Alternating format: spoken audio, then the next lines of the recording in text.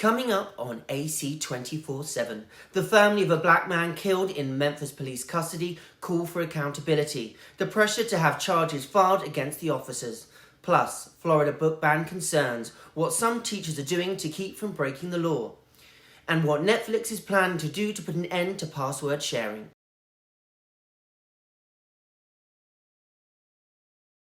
Welcome to AC 24/7. I'm Stephen Walker.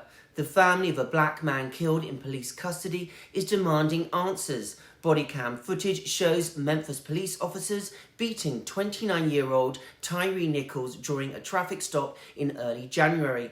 The family attorney says Nichols was treated like a human piñata. As the Advocate Channel's Sarah Seidner reports, the family wants murder charges filed. The Memphis police chief speaks out in a recorded statement, making clear there will be absolute accountability for those responsible for the death of 29-year-old Tyree Nichols. This is not just a professional failing. This is a failing of basic humanity toward another individual. This incident was heinous, reckless, and inhumane. Nichols died earlier this month after a violent arrest by 5 officers. 5 Memphis police officers and 2 members of the Memphis Fire Department have been terminated. Nichols' family is calling for charges to be filed as the community anxiously awaits the police camera footage to be released. The family wants nothing but the absolute most charge that they can bring, and what they want are murder charges. Attorneys for the family have already viewed the footage, and an independent autopsy paid for by the family reveals Nichols died from, quote, extensive bleeding caused by a severe beating. I hate the fact that us as black people, we're out here killing each other. That's right. For what? I don't know why. What happened to the humanity and kindness? That's right. Nichols was a driver for FedEx. He'll be remembered as a loving father and son, the baby of the family, with a tattoo of his mother's name on his arm. Nobody's perfect, okay? Nobody. But he was damn near. My son was a beautiful soul. He liked to go to Starbucks most mornings, where he befriended an unlikely group of people. One of those friends tells CNN Nichols was a free-spirited person, a gentleman who marched to the beat of his own drum. He enjoyed skateboarding and taking pictures of sunsets. A friend who knew Nichols in Sacramento said this of him: he was his own person and didn't care. He didn't fit into what a traditional black man was supposed to be in California. He had such a free spirit, and skating gave him his wings. For this to happen to him in this way, the pain is just, I have no words. The Memphis police chief says the body cam footage will be released to the public in the coming days. Vice President Kamala Harris is calling on Congress to do more to curb gun violence. She attended a memorial Wednesday night for the victims of the Monterey Park mass shooting in California. A total of 11 people were killed at a dance studio on Lunar New Year. Still, no word on a motive. Teachers in at least one Florida district says they are closing their class libraries or covering books out of fear they could face felony charges. It's all because of a new Florida law. The Advocate Channel's Layla Santiago has the story. Behind the covered wall of paper in this Manatee County classroom, books. Teacher Don Falls told us he covered the bookshelves out of concern for a new state law that requires all books in classroom libraries to be approved or vetted by a media specialist or librarian that is trained by the state. We were instructed last week that we were essentially had 3 choices as far as our personal libraries that are in our classrooms. We could remove them completely, box them up.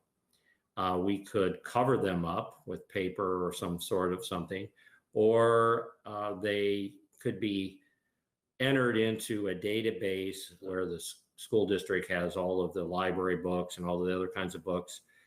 And if the book was in the system, then it could remain on the shelf open Falls, who is part of a lawsuit against Governor Ron DeSantis regarding his Stop Woke Act, says it has all caused him and other teachers much fear and angst. But the district says it never instructed teachers to shut down classroom libraries. According to the school district, volunteers will be helping to catalog books in classroom libraries. If a book already has the green light, it can go right back on the shelf for students. But if it is not pre-approved, it must be vetted before a student can have access to it. We are going to make sure that parents have a seat at the table and that we protect their rights, because nobody is more invested in the proper well-being of kids than the parents themselves. According to Florida's Department of Education, selection of library materials, which includes classroom libraries, must be free of pornography and material prohibited under state statute, suited to student needs and their ability to comprehend the material presented, appropriate for the grade level and age group for which the materials are used and made available. Violations can result in a third-degree felony. This is us protecting the teachers, not saying we're banning books.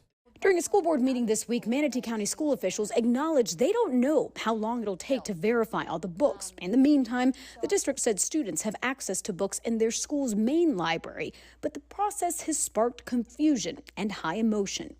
I would not suggest banning books. It's a slippery slope. This is good literature with value. Please do not ban books. During a school board meeting in Pinellas County, school officials confirmed they, too, are working to align policies with state requirements. School officials say a group of library media specialists reviewed 94 book titles over the summer. And that team did recommend 10 titles to be weeded out of our collections or moved to our adult-only resource library. There is appropriateness and there is inappropriateness. Where books are concerned, we have to really keep the minors in mind. You cannot substitute